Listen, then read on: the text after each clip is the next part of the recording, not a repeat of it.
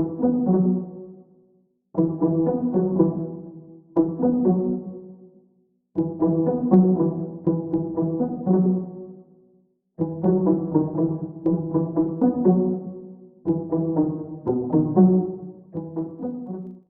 daholo androany isika dia ndondera ho resantsika ny mahakasiky ny fampilezan-kevitry ny Mark Tatandraza any Bekily Androianya amin'izao fotoana izao satria mantsy tsy vitsy amintsika no manakina mafy any Mark Tatandraza amin'ireo adalana izay ataony ao anatin'ny tambazotra Facebook sy ny fanaovany comédie ary buzz isan-karazany ireny misy fotoana moa mitomany mihitsy izany Mark Tatandraza izany mba hakana ny fon'ireo mpanaraka azy ao anaty tambazotra Facebook ao efa hatramin'ny ela moa nanaovany an'izany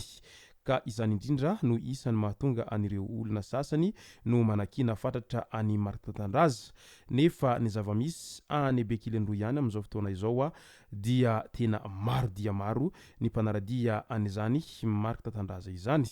ka ny pitsopitso ny mahakasika an'izay no fakafakaina amintsika atao anatin'ity video ity ka manasantsika rehetra anaraka an'ity video ity hatramin'ny farany azadino ny milike ny videontsika ary tsarovo hatrany ny miabone amin'ny chaîne antsika mba ahafahanareo manaraka tsy tahapaka ny video zay lefa na eto tsy ampendrena moa isika fa avy hatrany tonga de vavany ndao ary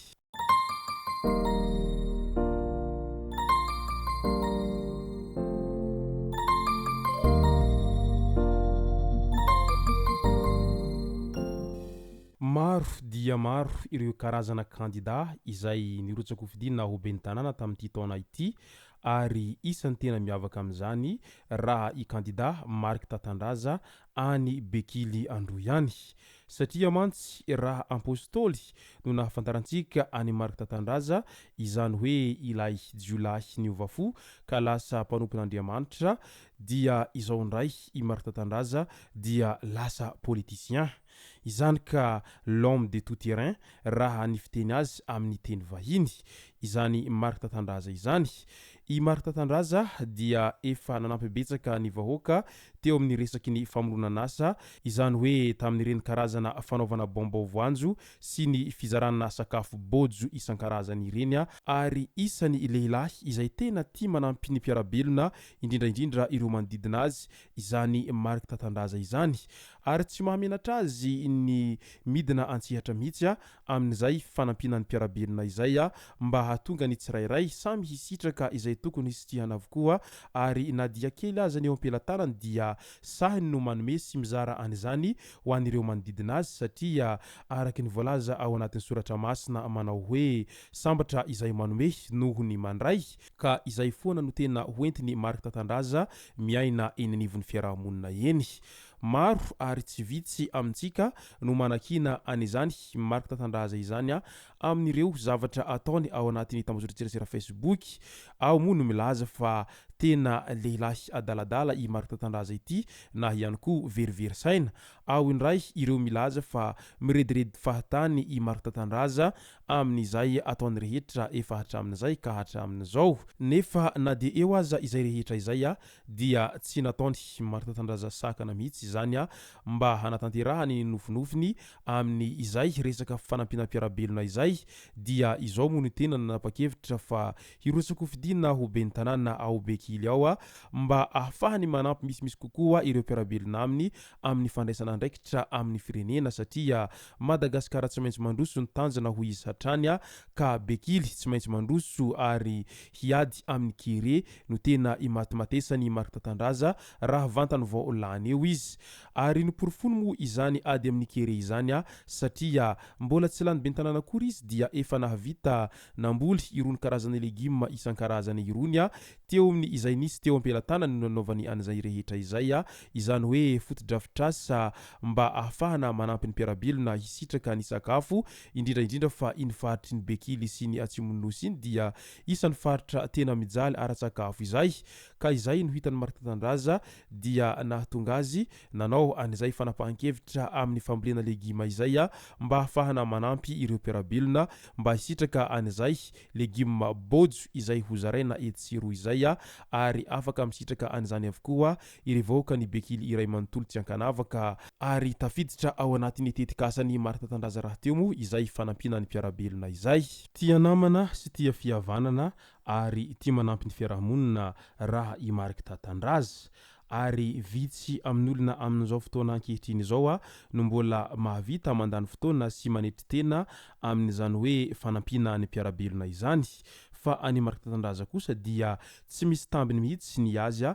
ny fanampiny ny mpiarabelona ka maromaroa ny tahaka ny Martha Tandraza amin'izay fanetrentena lehibe izay fa raha toa azy daholo ny vahoaka rehetra tsy ankanavaka indrindra fa ireo manan-katao ataoko angambany fa homoramora ny hampandrosoana ny fiarahamonina sy ny fiainan'ny malagasy ary moramora ihany koa ny hiadina amin'izao krizy lava izay mahazo ny vahoaka malagasy tsy ankanavaka amin'izao fotoana izao manoloana ny firotsahanko fidiny ho ben'ny tanàna moa dia maro ireo izay milaza fa ny fandraisana anjara no zava-dehibe satria vitsy amin'olona no mino sy manantena fa ho lany ho ben'ny tanàna i Martha Tandraza nefa dia toa mifanohitra amin'izay ny zava-misy ankehitriny any Bekily Andro ihany satria raha ao anatin'ny fotoanan'ny fampielezan-kevitra isika amin'izao fotoana izao dia isan'ny kandida izay tena be mpanaraka indrindra raha i Martha Tandraza ary hita miharihary moa izany fitiavany vahoakany Bekily any Martha Tandraza izany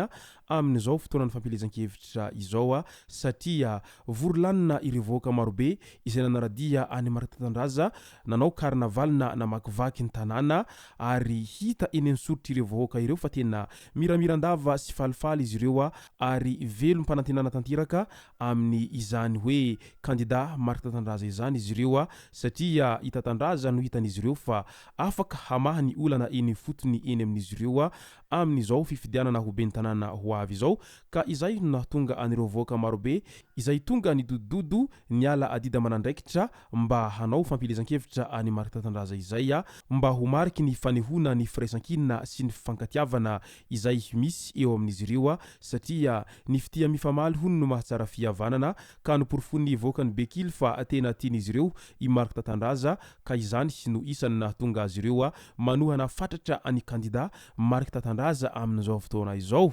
manoloana an'izay fahitavany Martha Tandraza anireo vahoakany Bekily marobe izay vorolanina manohana azy ireo dia tena velombolo sy velom-pisaorana ny tenany amin'izao ankehitriny izao ary mahatsapa izy fa tena tsy miady irery manoloana any olana izay mianjady amin'ny faritry ny Bekily iny eo amin'ny resaky ny ady amin'ny kere izay